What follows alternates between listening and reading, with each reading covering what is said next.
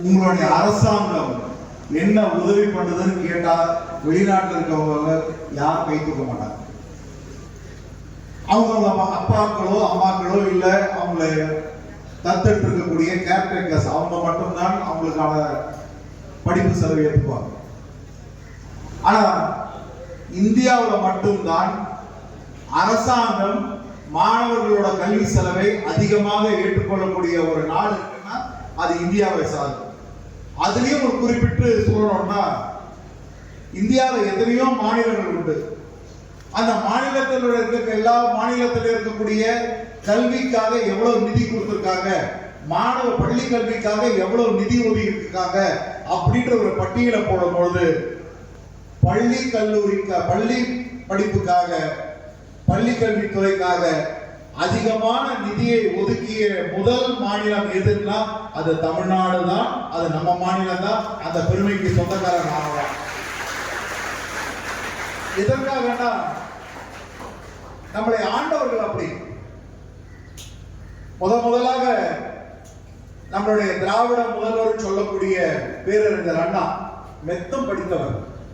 பேரறிஞர் அண்ணா மாதிரி பேசுவதற்கு யாருமே கிடையாது உலகத்துல. சரி, நானே ஒரு பார்லிமெண்டரி, நானே ஒரு லோக்சபா மெம்பர், பார்லிமெண்ட்டுக்கு போகக்கூடிய எத்தனை எம்பிகள் போனாலும் முதலில் யாருடைய பேச்சை படிப்பாங்கன்னா பேரறிஞர் அண்ணாவோட பேச்சை படிச்சுட்டு தான் பார்லிமெண்ட்டுக்குள்ளே கால் எடுத்து வைக்க முடியும். முதலாக அவர் பார்லிமெண்ட்டுக்கு போகும் பொழுது அவருக்கு 3 நிமிஷம் தான் கொடுத்தாங்க. 3 நிமிஷம் பேசினா போதும், அதுக்கு மேல டைம் கிடையாது மிஸ்டர் அண்ணாதுரைன்னாங்க.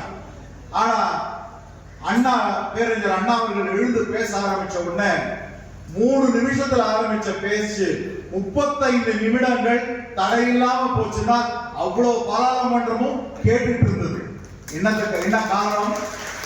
அவர் அதிகமாக சொல்லது என்னன்னா, நாங்கள் தமிழ்நாடு, நான் எங்கிருந்து வருகிறேன்னா I am from Dravidian stock அப்படின்னு சொல்லி நாமெல்லாம் நான் திராவிட நாடுல இருந்து வருகிறேன், நான் திராவிட பாரம்பரியத்திலிருந்து வருகிறேன், ஆகையால இந்த நம்ம தமிழ்நாட்டிலிருந்து வந்துகிறேன்னு சொல்லி தமிழ்நாட்டோட பெருமைகள் எல்லாம் எடுத்து சொல்லி அற்புதமாக பேசிய பேச்சுதான் அது.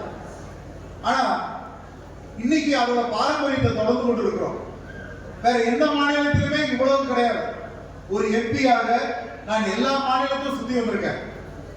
இதோ இப்ப கூட தேர்தல் நடந்த பீகாருக்கு நிறைய வாட்டி போயிருக்கேன். பீகாருக்கு மேல இருக்கக்கூடிய மாநிலங்கள் நிறைய போயிருக்கேன். நீங்க பள்ளிக்கூடம்னா இங்க இருக்கக்கூடிய பள்ளிக்கூடத்தை நம்ம பார்க்கிறோம். ஆனா மற்ற மாநிலங்கள்லாம் போய் பாத்தீங்கன்னா வடநாட்டு பள்ளிக்கூடங்கள்லாம் போய் பாத்தீங்கன்னா எப்படி இருக்கும்னா வெறும் ஒரு பாழடைஞ்ச பில்டிங், ஒரே ஒரு ஸ்லேட் இருக்கும், ஒரே ஒரு பலகை இருக்கும். அந்த பலகைக்கு முன்னாடி ஒரு கிளாஸ், பின்னாடி ஒரு கிளாஸ். அதே மாதிரி பலகைக்கு நடுவில் ஒரு கோடு போட்டுட்டு இந்த பக்கம் ஒரு ஆசிரியர் பாடம் எடுப்பாங்க, வலது பக்கம் ஒரு ஆசிரியர் பாடம் எடுப்பாங்க. அதே போல மரத்தடியில பாடம் எடுப்பாங்க. இந்த மாதிரி எல்லாம் நடந்துருக்கு. ஆனா கூரைகளே இல்லாத அளவுக்கு, எல்லாமே கான்கிரீட்டா இருக்கக்கூடிய அளவுக்கு, பாடஞ்ச பள்ளிகளே இல்லாத அளவுக்கு ஸ்மார்ட் கிளாஸ்களாக உருவாக்கி கொண்டிருக்கக்கூடிய கல்வி, அதாவது கிளாஸ் ரூம்ஸ் எங்க இருக்குன்னா அது தமிழ்நாட்டில் மட்டும் தான் இருக்கு. அதை கொடுத்த பெருமை கலைஞருக்கும் இன்னைக்கு இருக்கக்கூடிய நம்ம முதலமைச்சராக இருக்கக்கூடிய திரு மு.க. ஸ்டாலினை தான் பெருமை. அது மட்டும் இல்ல, நமக்கு கிடைத்தது ஒரு பெரிய பெருமை. உங்களுடைய பள்ளி கல்விக்காக ஒரு அமைச்சர் இருக்கார், திரு அன்பில் மகேஷ் பொய்யாமொழி. மாணவர்களுக்கு சேவை செய்வதற்காகவே அவதாரம் எடுத்திருக்கக்கூடிய ஒரு அமைச்சர் அவர்கள். உலகத்தில் கூடிய எல்லா நல்ல விஷயங்களையும் கொண்டு வந்து சேர்க்கிறார், எல்லாமே கொண்டு வந்து சேர்க்கிறார். ஒரு உதாரணத்துக்கு சொல்றேன், இந்த அரசாங்கம் எப்படி நடந்துட்டு இருக்குன்னு உங்களுக்கு நல்லா தெரியும். 5 ஆண்டு காலமாக நம்ம முதலமைச்சர் திரு மு.க. ஸ்டாலின் அவர்கள் திமுக ஆட்சி நடத்திட்டு இருக்கார். 5 வருஷத்துக்கு முன்னாடி அதிமுக ஆட்சி நடந்துட்டு இருந்தது. உங்களுக்கு தெரியும், ஸ்கூல்ல பேக் கொடுப்பாங்க, நோட்டு புத்தகம் போட்டு போறதுக்கு ஒரு பேக் கொடுப்பாங்க. அப்போ இதுக்கு முன்னாடி இருந்த ஆட்சியாளர்கள் என்ன பண்ணாங்கன்னா, அவங்க பெருமையை சொல்றதுக்காக ஜெயலலிதா அம்மாவோட படத்தை பெருசா போட்டு ஒரு பேக் கொடுத்தாங்க. உடனே ஆட்சி மாறி போயிடுச்சு. ஆட்சி வந்த நம்ம முதலமைச்சர் ஐயா அவர்கள் பசங்களுக்கு எல்லாம் பேக் கொடுக்கணும்னு சொல்றாங்க. உடனே அதிகாரிகள் வந்து சொல்றாங்க, ஐயா பேக் கொடுக்க கூடாது. ஏன் கொடுக்க கூடாதுன்னு கேட்கிறார் முதலமைச்சர். ஐயா அந்த பேக்ல எல்லாம் படம் போட்டு வச்சிருக்காங்க, ஜெயலலிதா அம்மாவோட படம் போட்டு வச்சிருக்காங்க, அது எப்படிங்க பழைய முதலமைச்சரோட படத்தை போட்டு இன்னைக்கு இருக்க முதலமைச்சர் எப்படி கொடுக்கலாம்னு கேட்டார். அந்த பேக்குலாம் என்ன பண்ணலாம்னு ஒரு உதவி கேட்கும் பொழுது அதிகாரிகள் சொன்னது, அந்த பேக் மேல அந்த ஸ்டிக்கர் பிச்சு எடுத்துட்டு நாம புதியதா ஒரு ஸ்டிக்கர் ஒட்டலாம் அப்படின்னு சொன்னார். உடனே எவ்வளவு செலவாகும்னு கேட்டார் முதலமைச்சர். ஒரு 10 லட்சம் ரூபாய்க்கு மேல செலவாகுங்க அப்படின்னு சொன்னோம்னா அதிகாரிகள் சொன்னோம்னா முதலமைச்சர் சிரிச்சுக்கிட்டே என்ன சொன்னாரு, அந்த 10 லட்சம் ரூபாய் ஆகிற பணத்துக்கு இன்னும் கொஞ்சம் பேக் நான் வாங்கி கொடுப்பேன்.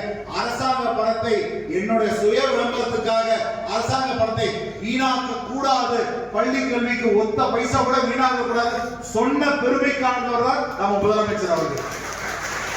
இப்படி எத்தனையோ சொல்லிட்டே போலாம்.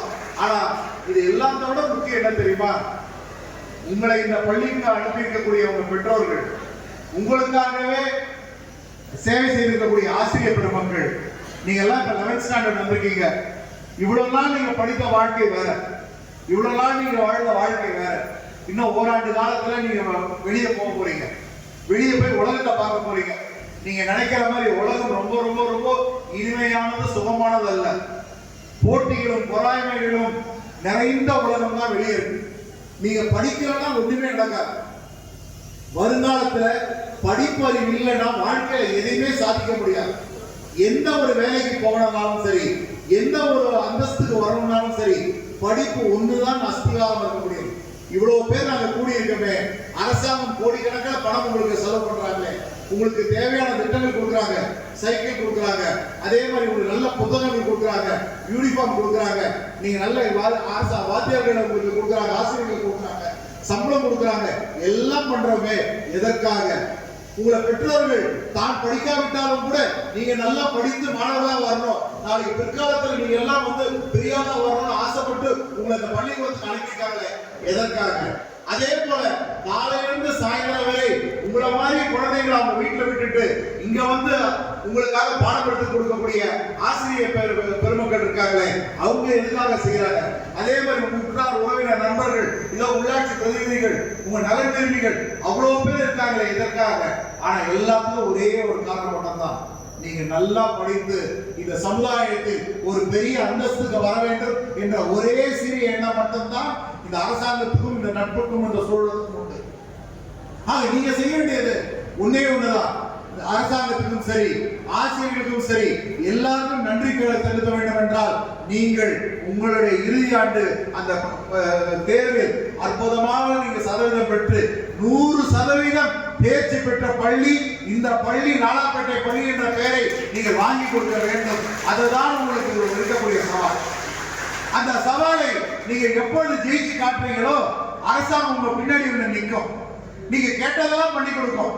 இந்த மேடைக்கு ஏறும்போதே சொன்னாங்க, எனக்கு இந்த இடத்துல கிட்டத்தட்ட ஒரு 35 கிளாஸ் ரூம் இருக்கு, இந்த கிளாஸ் ரூம் எல்லாம் புதுப்பிக்க வேண்டும். என்னுடைய தந்தையார் துரைமுருகன் அவர்கள் 1995ல நாங்க இந்த ஸ்கூலுக்கு கிளாஸ் ரூம்ஸ் எல்லாம் கட்டி கொடுத்தோம். இப்போ இதெல்லாம் புதுப்பிக்கணும், பராமரிப்பு பணிகள் பண்ண வேண்டும், செய்ய தயார், செய்து கொடுக்க தயார். அது மட்டும் இல்ல, கிட்டத்தட்ட பாத்தீங்கன்னா இந்த பள்ளிக்கு ஒரு 50 லட்சம் ரூபாயில ஒரு செப்பரேட் எக்ஸ்க்ளூசிவ் லைப்ரரி ஒரு பணத்தை ஒதுக்கிட்டு அடுத்த மாதம் இதுக்கான அடிக்கலாற்று விழாவை நடக்க வேண்டும். இவ்வளவு திட்டம் உங்களை சேருது. லாலாப்பேட்டை இந்த ராணிப்பேட்டை மாவட்டத்திலே ஒரு சிறந்த பள்ளி என்ற பெயர் வாங்கக்கூடிய அளவுக்கு நீங்கள் தேர்ச்சி பெற வேண்டும். நீங்கள் தேர்ச்சி பெற்று ஒரு 25 ஆண்டு காலத்துக்கு பின்பு இதே ஒரு சுதந்திர விழாவோ குடியரசு தினம் நடக்கக்கூடிய நாளில் இதே முன்னாள் மாணவராக இங்கே நீங்க IAS ஆகவோ கலெக்டராகவோ டிஆர்ஓ இந்த சமுதாயம் மதிக்கக்கூடிய ஒரு அற்புதமான ஒரு அரசியல்வாதியோ எம்எல்ஏவோ எம்பியாவோ இதே மேடையில் நீங்க நிற்கும் பொழுதுதான் நீங்கள் விட்ட சவாலை முடிக்க முடியும் சொல்றேன். ஆக நீங்க செய்ய வேண்டியது படிக்க வேண்டும். இந்த படிப்பு தான் உங்களுக்கு ரொம்ப முக்கியம். இன்னைக்கு இந்த அரசாங்கம் உங்களுக்கு இந்த விலையெல்லாம் மிதிவண்டிகள் கொடுக்குறாங்க, அதை நீங்க வாங்கிக் கொள்ள வேண்டும், பயன்பெற வேண்டும். இதுலயே ஒரு காரணம் இருக்கு. இந்த மிதிவண்டி கொடுக்கறதுக்கு பின்னாடி ஒரு சின்ன சூட்சம். முதலமைச்சர் கிட்ட பள்ளி கல்வியை பத்தி ஒரு சர்வே கொடுக்குறாங்க, ரிப்போர்ட். 11th ஸ்டாண்டர்ட்லயும் 12th ஸ்டாண்டர்ட்லயும் நிறைய மாணவர்கள் டிராப் அவுட் ஆனாங்க, சரியா கிளாஸ் வரதில்லை, டிராப் அவுட் ஆகுறாங்க அப்படின்ற பொழுது என்னன்னு ஒரு ஸ்டடி பண்ண பொழுதுதான் சொன்னாங்க, மாணவர்கள் கொஞ்சம் தூரத்துல இருந்து கிராம பகுதியில இருந்து வராங்க, அவங்களால நேரத்துக்கு வர முடியல, டயத்துக்கு வர முடியல, பஸ் வசதி சரியா அமையாததுனால அல்லது பஸ் டைமிங் சரியா அமையாததுனால அவங்களால வர முடியலன்னு சொன்னாங்க. அப்போ முதலமைச்சர் எடுத்த முடிவுதான் இல்லை, அத்தனை மாணவர்களோட படிப்பறிவு தடைபடக்கூடாதுன்னு சொல்லி எடுத்த உன்னதமான முடிவுதான் இந்த விலையில்லா மிதி இருக்கு. இதையும் கொடுக்கிறார். அதே போல எனக்கு முன்னாடி பேசின டிஆர்ஓ சொன்னார், இந்த மாதிரி பள்ளி கல்லூரி பள்ளிகளுக்கெல்லாம் வந்து சத்துணவு பார்த்திருக்கோம், ஆனா காலை உணவு திட்டம் அற்புதமான திட்டத்தை போட்டோம். உலகத்திலேயே காலை உணவு கொடுக்கக்கூடிய ஒரு மாநிலம் உண்டு என்றால் அது தமிழ்நாடு மட்டும்தான். அது நம்ம முதலமைச்சர் கொடுத்திருக்கிறார். அதுக்கு என்ன காரணம்? அதுக்கு ஒரு ஸ்டடி பண்றாங்க, சர்வே எடுக்கிறாங்க. காலையில மாணவர்கள், அந்த இளைஞர் பிள்ளைகள் காலையில பள்ளிக்கு வர்றது குறைஞ்சிட்டே வருது, அட்டெண்டன்ஸ் பர்சன்டேஜ் குறைஞ்சிட்டே வருது. ஆசிரியர்களை கேட்கும் போது ஆசிரியர்கள் சொல்றாங்க, இல்ல மாணவர்கள் காலையில வர்றது இல்ல, பெற்றோர்கள் நாங்க வேலைக்கு போறோங்க, நல்ல சாப்பாடு காலையில செஞ்சு கொடுக்க முடியல, அதனால பசங்க காலையில வந்து பசங்களால சாப்பிட்டு வர முடியல, அதனால கஷ்டமா இருக்கு, நேரத்துக்கு வர முடியலன்னு சொல்றாங்க. அதுக்கு உடனே முதலமைச்சர் யோசனை பண்ணோன்னே இதற்கு என்ன வழின்னு சொன்ன முதலமைச்சர் சொன்ன திட்டம் தான் இந்த காலை உணவு திட்டம். காலை உணவு திட்டத்தினால இன்னைக்கு கிட்டத்தட்ட 60% 65% இந்த அட்டெண்டன்ஸ் இன்னைக்கு 98% இன்னைக்கு வந்திருக்குன்னா முதலமைச்சர் சாதிச்சு காட்டியிருக்கிறார். இப்படி இவ்வளவு பண்றாரு. இது மட்டும் இல்ல, நம்ம துணை முதலமைச்சர் திரு ஐயா திரு உதயநிதி ஸ்டாலின் இருக்கார். அப்படிக்குள்ள தப்பாம போறது எப்படி தாய் 8 அடி பாட்டா புள்ள 16 அடி பாயும் சொல்லுவாங்கல்ல, அந்த மாதிரி விளையாட்டு காட்டிட்டு இருக்காரு. என்ன பண்றாருன்னா, ஒரு விளையாட்டுத்துறை அமைச்சர், சிறப்பு செயலாக்கத்துறை அமைச்சர், அவர்கிட்ட மாணவர்கள் எல்லாம் சொன்னாங்க, ஐயா நாங்க எல்லாரும் மேற்படிப்பு படிக்கிற பள்ளிகளுக்கு போறோம், எங்களுக்கெல்லாம் வந்து படிப்பதற்காக நீங்க ஏதாவது பண்ணணும்னு சொன்னாங்க. உடனே என்ன பண்ணலாம்னு கேட்டு நிறைய பசங்க கிட்ட இருந்து சர்வே பண்ணி உங்களுக்கு என்ன தேவைன்னு கேட்டார். உடனே அவருக்கு கொண்டாந்து கொடுத்தாங்க ஒரு ரிப்போர்ட். மாணவர்களுக்கெல்லாம் கண்டிப்பாக இந்த வருங்காலத்துல ஒரு லேப்டாப் கொடுக்கணும்னு சொன்னார்.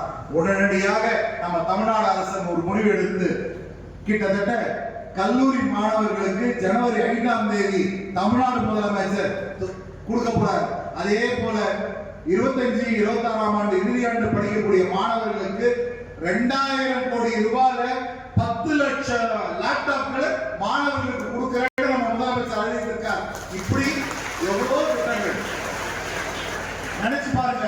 நீங்க படிக்கக்கூடிய இந்த காலகட்டத்துல இதுக்கு முன்னாடி ஒரு 25 வருஷத்துக்கு முன்னாடி இருந்திருந்தா உங்க அப்பா அம்மா எல்லாம் எப்படி படிச்சு வந்திருப்பாங்க, எவ்வளவு நல்ல வேலைக்கு போயிருந்திருப்பாங்க. ஆனா அவங்களுக்கு கிடைக்காத ஒரு பெரிய ஒரு வரப்பிரசாதம் உங்களுக்கு கிடைத்திருக்கிறது. ஆகையால வாழ்க்கையில இந்த நேரத்தை, இந்த தருணத்தை, இந்த வாய்ப்பை நீங்க தவற விடக்கூடாது.